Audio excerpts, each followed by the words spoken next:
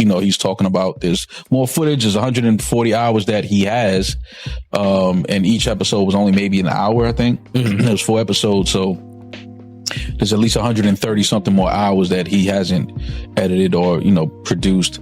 For some reason, Diddy, around the time of his arrest, thought, I know what I'm going to do. I'm going to be exonerated later, so I'm going to film all this, and then I can use it in my big comeback later when I'm not in jail. Didn't work out the way he thought, and it turns out he went to jail for a few years. All right, he didn't get the full amount, but he still got a few years. And 50 Cent somehow managed to pay for the footage off of the videographer. Probably Diddy's worst nightmare, this. It's got to be up there. Now, we're going to get into what's in the actual documentary, and hell, it's something. Anything that surprised you from that footage? The footage, well, I mean, it was really interesting to see his last days of freedom, and what was sort of important to him. Obviously, there's phone calls with his attorneys, with his team.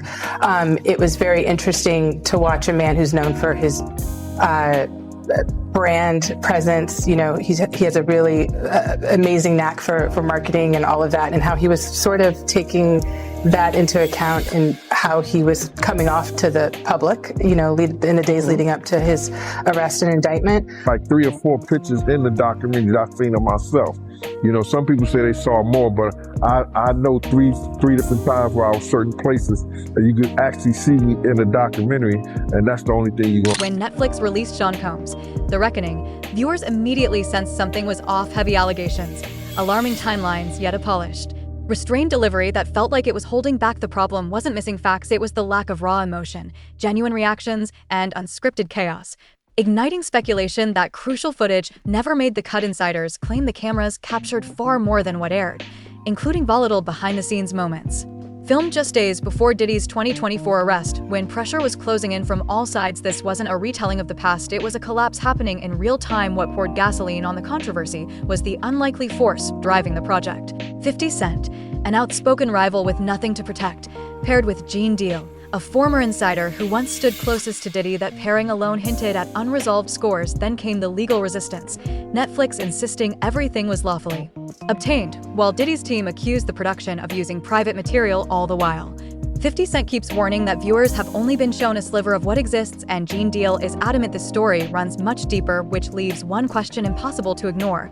What was cut, and who decided it was too dangerous to reveal? For some reason, Diddy, around the time of his arrest, thought, I know what I'm going to do. I'm going to be exonerated later, so I'm going to film all this, and then I can use it in my big comeback later when I'm not in jail. Didn't work out the way he thought, and it turns out he went to jail for a few years. All right, he didn't get the full amount, but he still got a few years. And 50 Cent somehow managed to pay for the footage off of the videographer. Probably Diddy's worst nightmare, this. It's got to be up there. Now, we're going to get into what's in the actual documentary, and hell, we need the core theme to be, you didn't do anything wrong. You didn't do anything wrong on any front. By the way, these conversations, the lawyer had no idea he was recording them. So when the lawyer's like, yeah, we need everyone to believe you did nothing wrong, it kind of takes away from when the lawyer is out in public saying, yeah, my client is completely innocent, and now he's showing the behind the scenes where he clearly didn't think he was very innocent. So not Diddy's smartest move. However, throughout this journey, you'll see he makes a lot of crazy decisions. I don't think it's working. I've listened. I've been a superb client, as you said. I jumped on the plane. I'm coming to New York, but I'm just running around waiting for a shoe to drop. He's shitting himself right now, in case you can't tell, and he really doesn't look good. It's the middle of September, and there's still no indictment. Bro, then you have to have a spokesman. You have to have some sort of comms to constantly be pushing that, Mark. Because you may just be a person that you just may watch CNN. You know what I'm saying? And there's 9 billion people in the world. And 7 billion of them is on Instagram and TikTok. He's basically trying to get control of the narrative. That's what he's really worried about. He wants public perception to be, this was all bullshit. Unfortunately for him, we had all seen the CCTV of him beating the shit out of Cassie. So we know you're not a good guy, man. That's out there. A statement from your solicitor is really not going to change that. We have to find somebody that'll work with us, whether they're from this country or from another country. It could be somebody that has dealt in the dirtiest of dirty business of media. in propaganda. We need to brainwash some motherfuckers right now, and we need people who are used to working with the dirtiest of dirty, because that's what he is, and he's admitting it. How could you let this footage fall into the hands of 50 Cent, my guy? And honestly, it always comes down to money with Diddy, because Diddy didn't get rich just because he was, clever in music. Diddy got rich because he robbed people all the time, and him not taking care of the people around him, it just comes back to bite him a million times over. It's like we have a movie, you're speaking this language, and you know what I'm saying, we need subtitles, and we're not providing the audience with subtitles. And I invited you to this movie, and you in this thing, you don't know what's going on. You just see, you just see images, quickly. Now it has a whole life of its own. I gotta say, this whole doc was edited well. When he said you just see the pictures and they cut to the CCTV. Well done, 50. You nailed that, son. If you're going to take him down in style. So you get a clear window from the jump here into Diddy's psyche. He doesn't give a about Cassie or any of these girls. He doesn't give a about anyone. It's save yourself mentality, and it's crisis mode. And you can see on his face, well, he's got a problem. This is at an all-time high of his taking, surely, because he is stressed. The most incendiary material is rumored to come from the final days leading up to Diddy's September 2024 arrest, and it allegedly captures something chilling. Awareness this wasn't panic or denial, it was acceptance. Cameras are said to have followed him through strained meetings, frantic calls, and tightly guarded moments never meant to be seen, including a now notorious hotel room recording where he speaks to his lead attorney on speakerphone. His voice is steady, but weighed down as he acknowledges they're not stalling or maneuvering anymore, they're losing. A rare admission that suggests his leverage was slipping away from there. The conversation reportedly drifts away from courtroom tactics and toward damage control, centering on shaping narratives, steering perception, and relying on specialists who operate quietly behind the curtain of media influence. That context helps explain the fierce backlash from his legal team, who argue these were private exchanges that crossed a serious ethical boundary.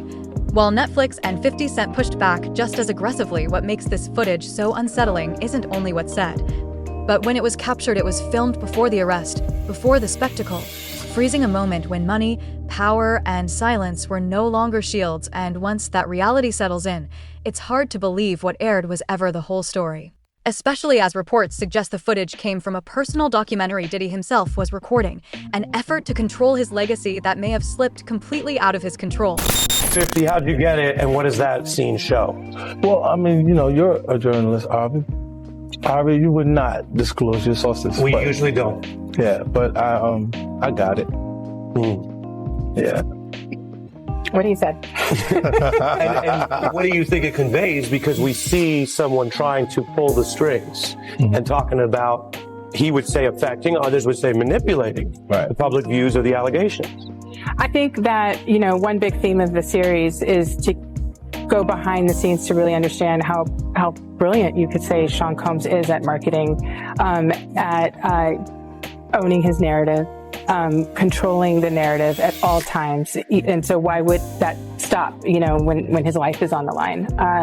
So I think that, on its face, that's what it is. But as you get deeper in the film, you start to realize, perhaps how some of these tactics, how they really came to present themselves, during the trial. You show that, his abilities, his early rise. Alexandra, you also give time to victims of the alleged abuse. Some of the cases are in different procedural postures. And you show victims who were women and men. Why is that important? Because, victims of sexual assaults, sexual violence, gender should not be a part of that conversation. When you are a victim, you are a victim. And I think that, this series was a platform in a way for these alleged victims to come forward, give their truth, put context to their situations when so much of it was ripped out, and we just the world was going for the salacious headlines, and they really had the time to tell their story. Yeah, and the film takes us way behind the PR or propaganda machine. You see Diddy the day he's finding out about new suits against him while he's in New York, preparing for a possible criminal arrest. Even though it was never acknowledged publicly, Diddy's strategy is said to have unraveled quietly behind the scenes as stalled contracts, missed payments, And broken promises began eroding loyalty, and once trust collapses, recordings stop being memories and start becoming currency sources, claim the videographers, unsure of their own protection and fed up with unfulfilled guarantees. Eventually released the footage, opening the door for 50 Cent's production circle to allegedly step in while 50 has never confirmed how it unfolded. He's also never denied what exists, instead choosing a different tactic: pressure through silence, cryptic messages, dark humor, and perfectly timed hints that implied he knew far more than he was saying. None of it felt random. It worked as psychological leverage. Netflix has repeatedly insisted the footage was obtained lawfully. But legality doesn't erase the discomfort of watching power disintegrate in real time once the material changed hands, control evaporated, editorial power shifted elsewhere. And the balance flipped completely. A man who once commanded every room suddenly had no authority over his own story, and that loss of narrative control is exactly what makes the unseen footage so dangerous. He didn't have the power to do anything, but they using his name to like push the whole documentary, and that's what it was about. So that's why you don't see a cameo other than the pictures they used of me on the film in the documentary. I got like 3 or 4 pictures in the documentary that I've seen of myself. You know, some people say they saw more, but I know three different times where I was certain places that you could actually see me in the documentary, and that's the only thing you're gonna get. But the stories that they told in the documentary, bro, come on. They could have went a whole lot deeper. They could have did a whole lot more. So I ain't in the documentary because that lady that was the director, I think, what's her name? Alex, you know, Alex State, you know her name, Mighty? Yo, Mighty, just give me 1 second. Give me 1 second. I'm gonna look this up, all right? Okay. Her name is Alex Stapleton. The director that I spoke to was Alex Stapleton. She was the one who told me that she was the director, she was the producer, whatever, this, that, and the third, the whole 9 yards. And she was talking mad greasy to me. And listen here, it's no my after you talk that kind of talk to me, it's no amount of money she could have paid me anyway for me to get in there. You know, my story is more too valuable, you know, getting in the depth or getting in depth with this whole stuff. And it would have helped that documentary a whole lot. You know what I'm saying? In actuality, they used all the stuff that I told them and did it the way that I was saying do it. Tim Dog started off with the childhood with Puff and the whole 9 yards. Kirk Burrows do the business part, but they was trying to put people in there like Mark Curry and other people to talk about the streets or what was going on, you know, a certain thing. But Mark can only say so much, you know what I'm saying, because he was an artist, you know, so he wasn't with Puff like I was with him during that time when we was running back and forth here and there and the whole 9 yards. So, you know, Miss Alex Stapleton is the one reason why I'm not in the documentary, but it's all right with me. I've been in a lot of documentaries. I did The Shine, I did the A&E, I did the Discovery Channel, I did the Fox. You know, I've been in a whole lot of different documentaries, and I'm always on the art of dialogue. So the people been getting most of the information from here anyway. Yeah, man, you always on here, man. Always got to bring you on. So with that being said, man, I want to get right into the documentary, man. How you feel about the documentary, man? The behind the scenes footage they got of Diddy leading up to him getting arrested. How you feel about all that, man? Well, what I feel about the documentary, they left a whole lot of key things out. If they was going to do something and they're going to say in the reckoning of Sean Combs, the reckoning, or Diddy, the reckoning and stuff like that, it should have been a lot of people that we lost because of him. You know what I'm saying? It wasn't only Big, it wasn't only Tupac, you understand? For the atmosphere that he put those kids in. You got a guy named Anthony Wolf Jones, who was from Bad Boy, from its conception is doing security and being one of the financiers of Puff having to have some money to keep Big and Craig Mack around before he got to Clyde Davis. You know what I'm saying? They wasn't able to tell that story because they didn't have no intel on that story or what went down, or they didn't do their investigation. 13 Gene Deal's involvement shifted the story with a different kind of weight as Diddy's former bodyguard. He's repeatedly emphasized one chilling truth: nothing in that world happened without a camera rolling. According to Gene, filming wasn't rare or situational. It was standard practice, woven into meetings, parties, and even moments that appeared private on the surface, not for memories, not for safety, but for leverage. He suggested that Diddy treated constant documentation as armor, a way to cement control through recorded proof of access, consent, and power. Believing that if everything was captured, everything was protected, but once footage exists, allegiance becomes optional. When Gene spoke about unreleased material, his voice wasn't shaken or shocked. It was calm, measured, almost resigned, as if this ending had always been unavoidable. That composure revealed something unsettling. This wasn't a sudden discovery, it was a long-delayed consequence, finally arriving to collect its debt. Everybody want to say that 50 Cent did the whole documentary. He was responsible for doing the whole documentary, what goes in there and what goes out of there. And I don't believe that. And I don't believe that he's responsible for everything that goes in there. I don't believe he's responsible for everything that goes out of there.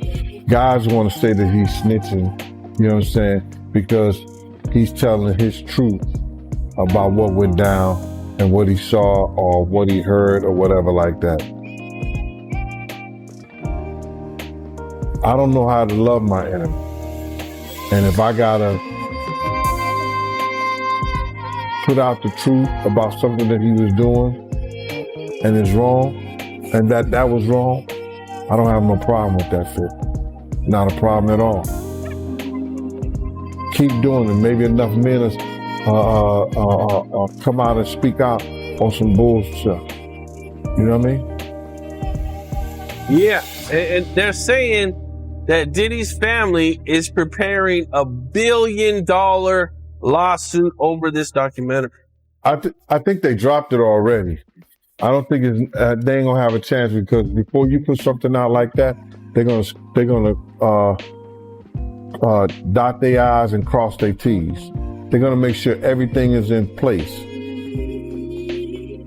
And if Puff had friends over there at Netflix, if it haven't came down, what it showing? Look at, if it haven't came down yet, they ain't got a leg to stand on.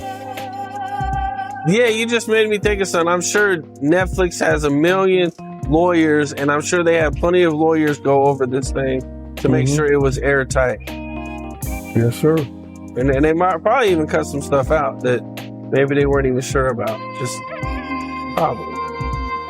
Well, Gene, I appreciate you taking the time. Dope content as always. And I wish you luck, man. I know, man, you get on these interviews and they go crazy, man. Yeah, man, listen. A lot of people want to, come at me, and everybody want to find fault at 50, find fault in me, find fault at anybody who's speaking out against the evil that's been going on. But what if I find fault from the person who did it? Find fault for the person who starved their artist. Find fault for the person who led an artist out there to lead to his death. Find fault in a person who set up the atmosphere for one of the greatest artists in hip hop to lose his life. You know what I'm saying? Find fault in a person that allegedly had a person sore in the middle of the night and they didn't want to be sore.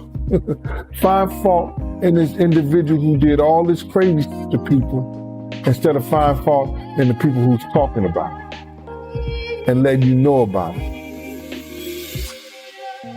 Why do you think people defended it? That's crazy, right? I used to really believe they really wanted to be in the Diddy party. He made it unmistakably clear that what the audience saw was filtered and restrained by design. Far more material exists. Material capable of completely redefining how this entire situation is understood. And that assertion carries real weight because Gene wasn't watching from the outside. He was embedded inside the machine, witnessing its mechanics up close. When he says the cameras never stopped rolling, it reframes everything, suggesting the documentary didn't so much expose secrets as pry open a door that had always been there, with far darker realities waiting behind it. Netflix has acknowledged that not all footage was used, a rare and telling admission that signals Just how sensitive the material truly is, reports point to hours of content deemed too volatile to air, emotional breakdowns, financial stress, escalating paranoia, reactions to looming legal threats, and conversations where personal vulnerability and legal maneuvering collided. Netflix selected what could be defended, not what would expose everything, and that decision left a vacuum. One instantly filled by speculation from social media insiders and former associates, all asking the same question. What was cut?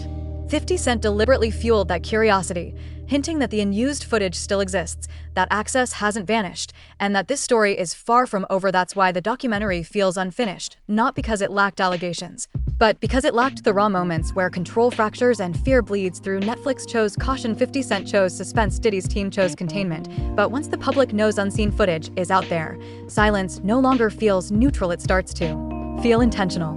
I didn't see this, but apparently there's another 100 hours of Diddy footage on the cutting room floor? So Diddy is still doing press. I mean, Diddy. 50. Diddy is not doing press. No, he's doing press on the yard. He's doing press, like he's doing push-ups. No, 50 is still doing press, and obviously with the success of the Reckoning documentary, he's talking about this more footage. Is 140 hours that he has, and each episode was only maybe an hour, I think. It was 4 episodes, so there's at least 130 something more hours that he hasn't edited or produced. And he's saying that he may put it out on YouTube, just to put it out there, like on his 50 Cent Devo page. I don't know if it'll be on his page, but he just said, he doesn't know if he's going to release it with Netflix or through Netflix. He might just, put it out on YouTube or wherever, some other platform. But the one thing that he said that was interesting is, he said, because you see people out here trying to, say, oh, the documentary can paint a narrative, this and the third. And his words were, if you see the rest of this footage, there will be no more, kind of like, oh, you can paint this narrative. It's pretty clear cut. The things that are being said in the documentary, the things that he still can't believe Puff, because he says that a lot. Like, he can't believe Puff actually recorded all of it. Yeah. But I mean, so why does 50 not put that, if it's that damning and that crazy, why not put it in the doc? I don't know why. I don't know why he didn't put it in the doc. Maybe, the stories, maybe he had more people that he would need to interview and have sit down for the documentary to kind of go through those stories that are in there. It could be a number of reasons, but the fact that he has over 100 hours of footage of personal footage and things like that leading up to the case, because the story is Puff felt like he was going to win the case. Yeah. And that this was going to be footage for his documentary that he would have released, the redemption, after the trial was done and things like that. So, the amount of things that he probably was recording, just going off of the fact that he felt like they were going to win the case. Yeah. This is my footage and these guys aren't going to put it out. Yeah. Like, all the crazy we're going to take out. Right. But I mean, even I did see who I think was the director of what Diddy was trying to do, had mentioned that he was on vacation or was out of town and had someone fill in for him. And that's the only footage that made it to the doc, because that guy sold it. So maybe that director didn't pay the person to fill in, so he owned the footage and was able to give it away. But maybe all this other footage, 50 doesn't have permission to put out. Like, okay, he could have it, but the director's like, no, this is my footage. Like, you got the other because I had my man's fill in for me for 3 days, and he has that footage now. Right. So maybe that could be it. But I mean, I don't know. I feel like 50 is so petty that if it was that crazy, he would have just put this in the doc. But who knows? I don't even want to speculate what is on the 100 hours. Yeah. After Lil Rod telling me what was going on, I don't know if I want to see it visually. I mean, and for 50 to say the footage that's on there is it leaves no more room for people to kind of say, oh, the narratives are being created, it's false. For 50 to say that, I mean, we can only imagine the footage that he's seen and that he had. What makes the unreleased footage truly explosive isn't just what it might expose about Diddy. It's what it quietly suggests about the industry as a whole, because if one powerful figure documented himself this extensively, it raises a far more unsettling question. How many others did the same? In elite spaces, cameras weren't souvenirs, they were weapons, leverage used to secure loyalty, enforce silence, and cultivate fear. subtly altering behavior the moment people realized everything was being recorded. If the unseen material really captures private strategy sessions, emotional unraveling, and behind-the-scenes maneuvering, it stops being personal evidence and becomes a rare window into how power reacts when it feels trapped not through polished statements or controlled interviews, but in raw, unguarded moments. And that deeper exposure is exactly why legal teams respond with such ferocity. How you feel about the documentary on Diddy? And you and 50, what's going on between both y'all? Me personally, the documentary was incredible, man. You know, shout out to 50, man. But I know you and 50, y'all got something going on, bro. Indeed. So originally, when I heard about the reckoning of Sean Diddy Combs documentary that was produced by 50 Cent, I wasn't going to watch it. And I wasn't going to watch it because, quite frankly, I had grown a little tired of the Diddy case. You know, I had followed it, I had studied it, I had researched it. And at this point, the man was sentenced to 50 months in jail, I believe the time was that the feds gave him. There really wasn't much left to talk about. Everything had already been put out there, all the hours of testimony, hundreds of hours of court proceedings. There was nothing else to talk about as far as I was concerned. And then people kept texting me. They said, Dr. Umar, you got to see this. You got to see this. You got to see this. So one night I can't go to sleep and I decided to go ahead and watch it. And I watched all the episodes. I will say that it appeared to be very well researched from the point of view that 50 Cent wanted to portray.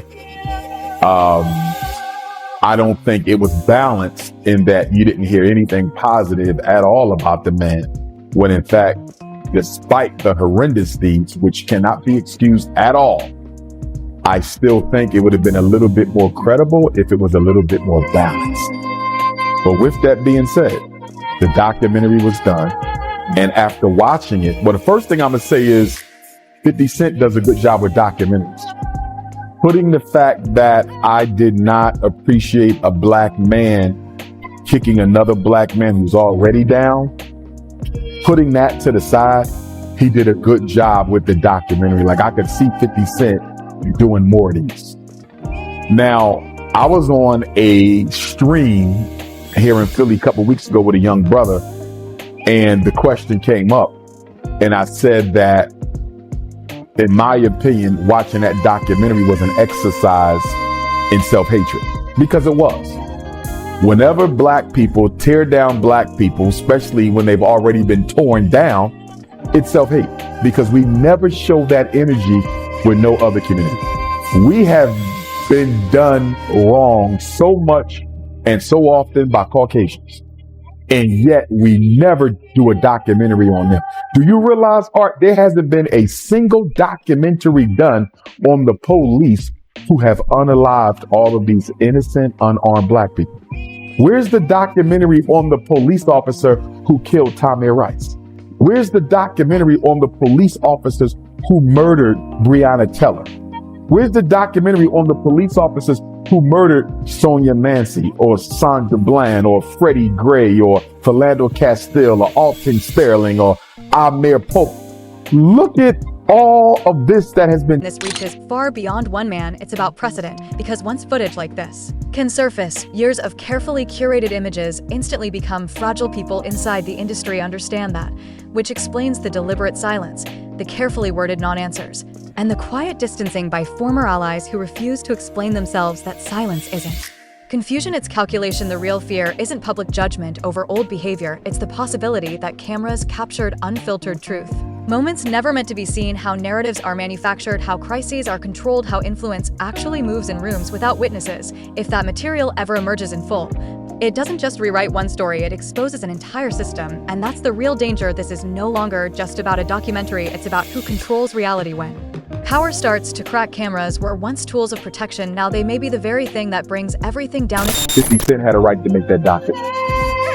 If Puffy did to that woman that 50 used to date the things that people claim he did and allowed to be done to her, even with her permission, you don't do that as a black man. That is conduct unbecoming a black man, and I would have to say that Curtis 50 Cent Jackson was justified in making a documentary art.